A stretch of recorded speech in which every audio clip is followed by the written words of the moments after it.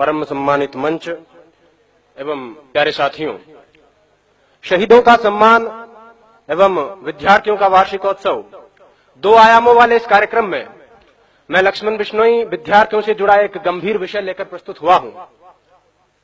विचारों की अभिव्यक्ति में कहीं कोई त्रुटि हो तो क्षमा करें। मान्यवर, भीगती मसों और फूलती नसों के दिनों में अपने घर से सैकड़ों किलोमीटर दूर एक छोटे से 10 बाई 10 के कमरे में निपट अकेला बैठकर रो रहा एक किशोर अपने मन मस्तिष्क में चल रहे झंझावातों चक्रवातों को झेल रहा होता है, अपनी मनस्थिति को कोस रहा होता है। किसी छोटे बड़े सपने के खत्म हो जाने के कारण हर वक्त खुद को हीन समझ रहा होता है और उसके बाद वो एक ऐसा फैसला लेता है जिसे लेने का उसे कोई हक नहीं है। मान्यवर, वो एक खत लिखकर छोड़ता है, फिर इस दुनिया को छोड़ देता है। वो अपने आखिरी खत में लिखता है कि मेरे पास दूसरा कोई विकल्प नहीं बचा था, यही एकमात्र समाधान है, मैं आत्महत्या कर रहा हूं, मुझे माफ करना। और यह कहकर वो मर जाता है। मेरा आज का विषय उस आखिरी खत का जवाब है कि आत्महत्या कोई समाधान नहीं है।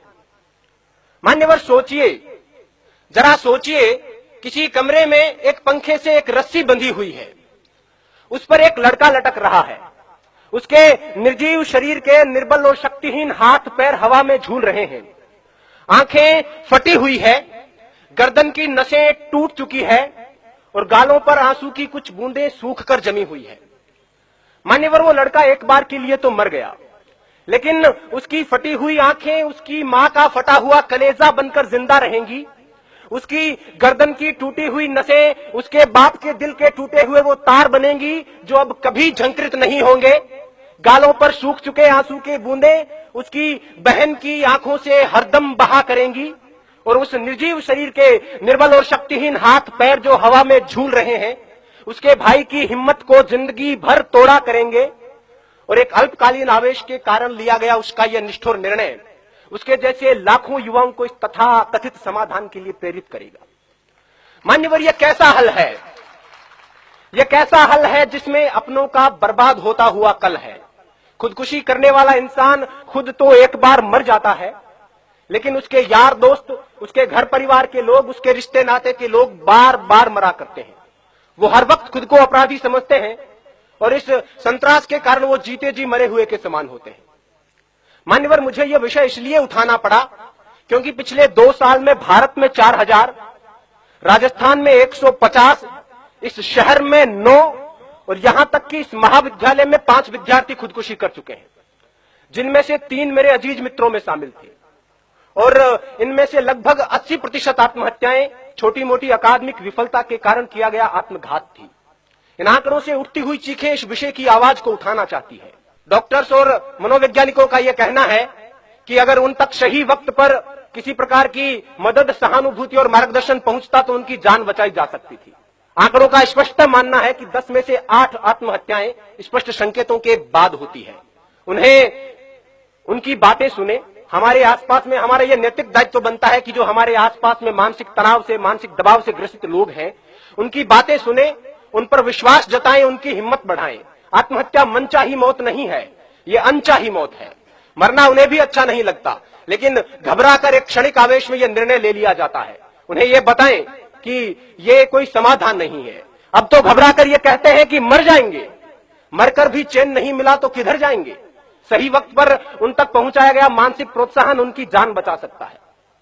जो खुदकुशी करना चाहते हैं उनके लिए मेरा यही संदेश है कि जब कभी यह लगने लगे कि अब तो बस आत्महत्या ही एकमात्र उपाय है, खुदकुशी ही एकमात्र समाधान है, तब अपनी आंखें बंद करके अपनी भविष्य दृष्टा कल्पना शक्ति से अपनी मौत का मंजर देखिए।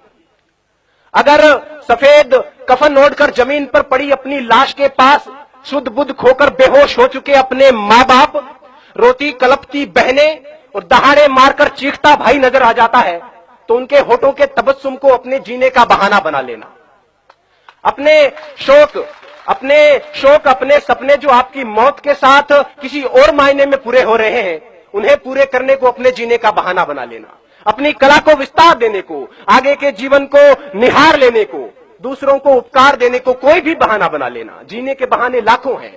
अगर फिर भी कोई बहाना ना मिले तो जैसे बचपन में मास्टर जी की मार से बचने के लिए कोई बहाना गढ़ लिया करते थे, इस बार मौत से बचने के लिए बहाना गढ़ लीजिए, लेकिन मरिए मत। और वैसे भी अकादमिक विफलता कोई विफलता नहीं होती। विश्व नायक माने जाने वाले लोग कभी अपने अकादमिक क्षेत्र में सफल नहीं हो पाए थे। जिंदगी यहीं तक नहीं है, सफलता का पैमाना सिर्फ यही नहीं है। Mahatma Gandhi, Gurudev Rabindranath Tagore, Thomas Alva Edison, Newton, Steven Spielberg, Mark Zuckerberg, Sachin Tendulkar, Bill Gates अपनी स्कूल कॉलेज की परीक्षाओं में कभी सफल नहीं रहे थे, लेकिन जीवन में अपने अपने क्षेत्र में उत्कर्ष तक पहुंचे, पराकाष्ठाओं तक पहुंचे। अतः छोटी मोटी विफलताओं को दिल से न लगाएं, छोटे मोटे सपनों के पीछे जीवन बर्बाद न करें। गोपालदास नीरज जी की पंक्तियां हैं कि छिप छिप अश्रु बहाने वालों, छिप छिप अश्रु बहाने वालों, मोती व्यर्थ लुटाने वालों, कुछ सपनों के मर जाने से जीवन नहीं मरा करता है। सपना क्या है? सपना क्या है? नयन सेज पर सोया हुआ आंख का पानी, और उसका टूटना जूं जागे कच्ची नींद जवानी। गीली उम्र बनाने वालों, डूबे बिना नहाने वालों, कुछ पानी के बह जाने से सावन नहीं मरा करता है। चंद खिलौने खो जाने से बचपन नहीं मरा करता है। कुछ दीपों के बुझ जाने से आंगन नहीं मरा करता है। कुछ मुखड़ों की नाराजी से दर्पण नहीं मरा करता है। कुछ सपनों के मर जाने से जीवन नहीं मरा करता है। जय हिंद, जय भारत, वंदे मातरम।